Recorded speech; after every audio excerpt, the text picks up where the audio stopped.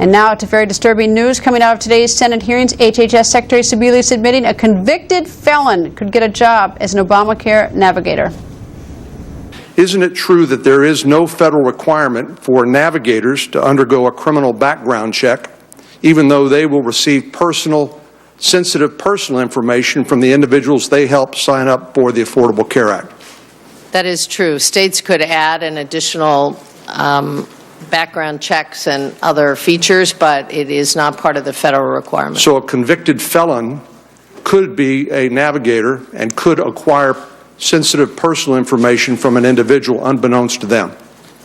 That is possible.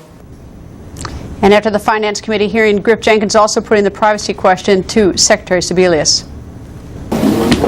Madam Secretary, Griff Jenkins from Fox News. Would you be willing to release numbers on a daily basis for better transparency, possibly to help give more confidence to American people? Do you know what day of the week we can expect the numbers out?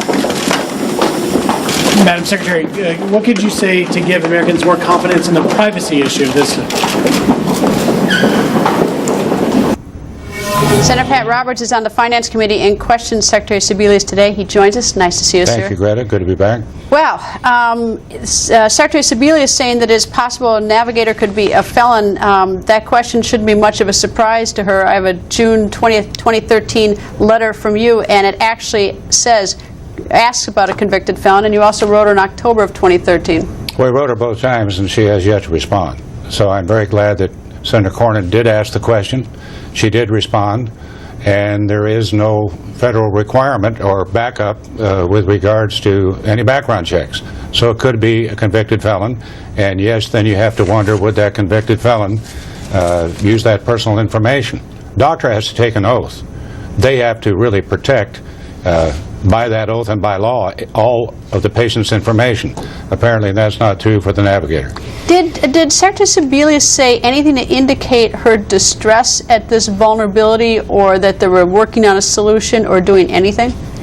Well, that was the last question I think that Senator Cornyn did raise.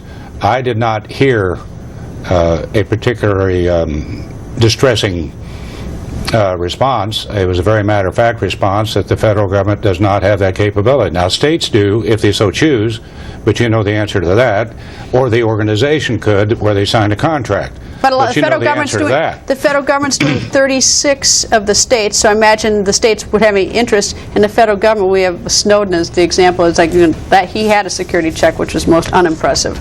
That would be the case, yes. That would be the case. You asked for her to resign. Yes, ma'am. Not just today. Maybe you've asked it before. You said it before. I think it was October 11. I became very concerned that the rollout was not going well. There had been a lot of evidence over quite a period of time that that was the case. In my statement, I went over each milestone where she was warned by virtually inside the department, outside the department, the GAO, the Inspector General.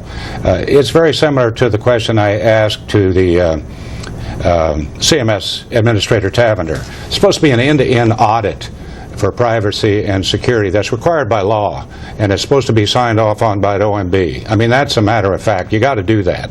And yet, Ms. Tavender said yes, they could go ahead and do it on a temporary basis. That's wrong. The second thing is that I just concluded this wasn't going to work. I introduced legislation saying that if this wasn't up and ready by October 1, it ought to sunset. But even if this is up and running by November 30th, which is the date, I mean, that they've worked out all the bugs in it by November 30th for access to the site, it still remains the questions of the navigators, which that's independent of whether the website works. That's correct. We still have those security issues. That's correct. Which is, I mean, a problem. That's a big problem. A big problem, yes. I was putting it politely. What do we achieve if she resigns? What's achieved by that? I think accountability. This is not personal on my part at all. This is a person who has said that, yes, I was responsible, hold me accountable. What does that mean? What could she have done? What does that mean in the federal government? What could she have done about the navigators and the fact that they don't have these background checks and they can be found? What could she do? If it were brought to her attention, which we brought it to her attention twice, once in June, once in October, didn't get any response. It's very typical, quite frankly, of letters that I have sent to the Secretary, despite a relationship that I thought was otherwise, and no response. And so as a result, we wrote the letters. We ought to have answers, and if it takes federal legislation to make sure that this is the case, I think it ought to be introduced and probably will be. How about the president? Well, I think there are two people involved here with regards to the bait and switch business. The bait was you can keep your plan if you like it. The switch was you can keep your plan if only I like it. And so the enabler here was Kathleen Sebelius, who wrote the regulation. But, you know, this is his legacy. It's got President Obama on it. It's called Obamacare for a reason. And yet we have this situation where several years back he knew about it. Well, I say he knows about it. I don't know if he did or not. Well, if he didn't, that's a real problem. And if he did, it's a real problem. Well, the problem is 2 days ago he said the same thing, so he knew by 2 days ago, which is a problem. Anyway, Senator, nice to see you, sir. Thank you.